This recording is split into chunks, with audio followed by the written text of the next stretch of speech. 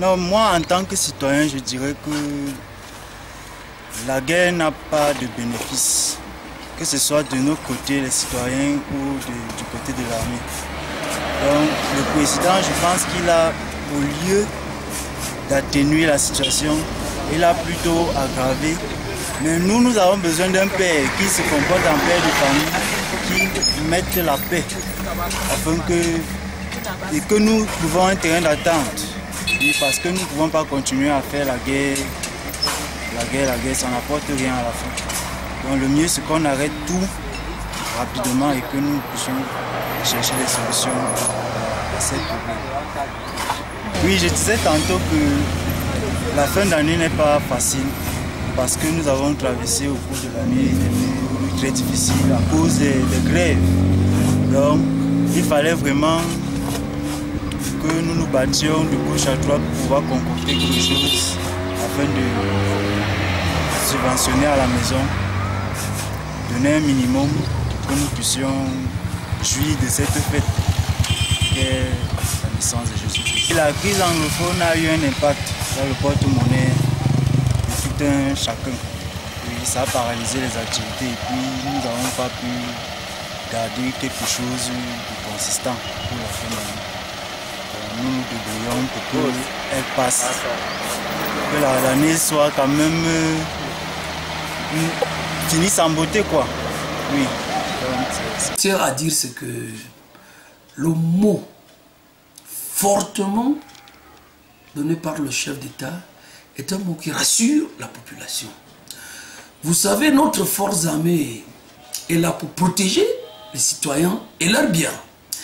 Et c'est inadmissible que les gens décident de brutalement tuer nos forces armées. En tuant les militaires, nous sommes en train de détruire notre communauté.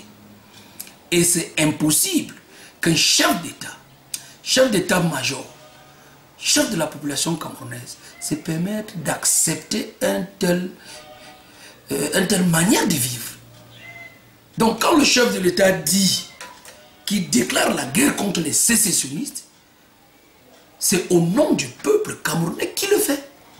C'est au nom du peuple camerounais pour les protéger, pour protéger leurs biens, pour protéger notre intégrité territoriale, pour protéger la stabilité, pour protéger notre économie et pour protéger notre démocratie.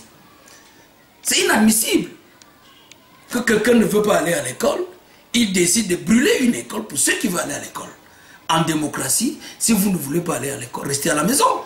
Mais ne dérangez pas ceux qui veulent aller à l'école. En démocratie, vous n'imposez pas vos idéaux. Si je n'aime pas le président Biya, je ne le vote pas. Mais je ne peux pas prendre les chicottes pour taper ceux qui veulent voter le président Biya. Et jusqu'à preuve du contraire, il est notre chef de l'État. Il a le mandat du peuple camerounais. Et je tiens à dire que ceux qui veulent déstabiliser le Cameroun, le président a déclaré la guerre contre eux. Il faut qu'ils s'apprêtent a priori. Parce que toute cette manière de gangstérisme ne peut pas aider un pays. Nous sommes un pays fort, uni et reconnu par les Nations Unies. Nous avons des problèmes, certes, mais pour résoudre ce problème, il faut que nous nous asseyions sur une table pour dialoguer. C'est le dialogue. Même le président Biya a dit que lui-même n'est pas omniscient. Donc tout Camerounais doit venir et donner son point de vue sur tous les problèmes qui accablent le Cameroun. Donc maintenant, qu'est-ce qu'il faut? Il faut d'abord respecter son chef. Il faut d'abord respecter les forces armées parce qu'ils sont là pour nous protéger. Et il faut aussi respecter la volonté d'autres Camerounais. Parce que si nous imposons tout ce que nous voulons, nous allons nous trouver dans l'anarchie totale.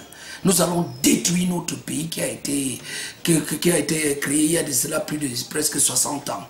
Nous allons détruire tout ce que nous avons acquis. Et pour le moment, l'essentiel est que nous aurons une forme de transformation positive pour que notre démocratie avance, pour que notre économie s'accroisse, pour que le développement infrastructurel continue. C'est aberrant que nous prenons tout notre argent pour donner aux militaires, pour protéger les gens contre les terroristes. C'est impossible. Donc nous demandons à tout un Camerounais que nous nous retournons vers la status quo ante. Et nous commençons à dialoguer avec tous les partis prenants pour qu'ensemble, le Cameroun soit gagnant. Et de sécurité. Parce qu'après la déclaration du chef de l'État, c'est une déclaration qui rassure le peuple que le père de la nation prend cette affaire en main.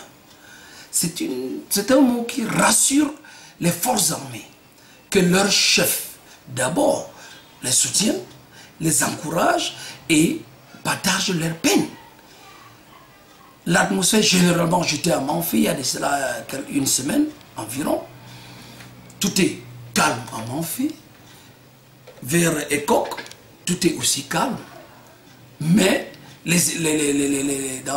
aux alentours de Manfé, il n'y a pas l'école, les établissements ne fonctionnent pas activement à cause de cette peur.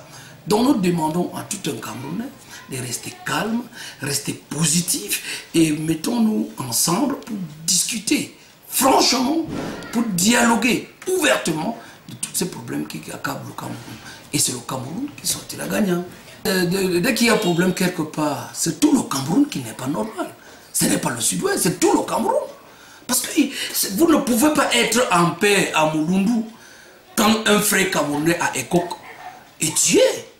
Vous ne pouvez pas être en paix à Boya quand les militaires sont tués par des Boko Haram.